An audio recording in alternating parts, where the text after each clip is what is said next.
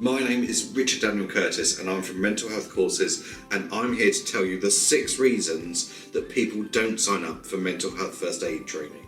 The first reason is that there's too much to learn. If you look at the syllabus that is squeezed into 2 days, there's a lot of stuff there. There's stuff around responding, there's stuff about ongoing care, there's stuff about different mental health difficulties. There's a lot of stuff there, and actually they can be really daunting for someone that, just works in your workplace and actually doesn't want to, all of a sudden have to become a mental health professional in order to help people who are in distress. The second reason is unwillingness. Staff actually, are worried that they're not going to feel confident enough, they're not going to know what to do. Actually, they're worried about saying the wrong thing, so therefore they might feel overwhelmed, and so that makes them more likely to be unwilling to help when someone is in distress or someone is in crisis.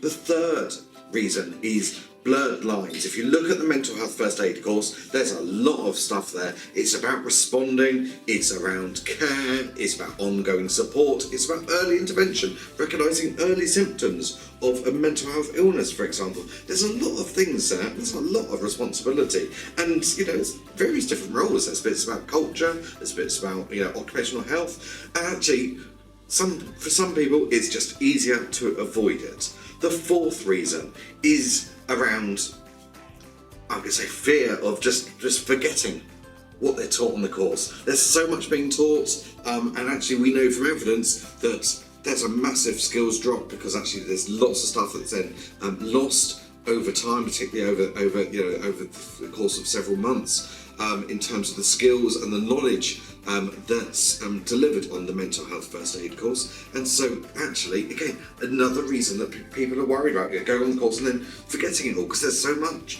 The fifth reason is about the responsibility. If you look at the mental health first aid course, then actually you are dealing with having to almost semi-diagnose. There's lots there about early intervention, there's lots there about that culture, about picking up on those early warning signs and helping to signpost people to support before, which is fine. I don't have any issue with that at all, but surely that should be the role of the managers, and the managers should be trained to recognise that as part of their regular meetings, not someone who is trained to deal with a response, someone who's trained to deal with a crisis, trained to deal with an emergency.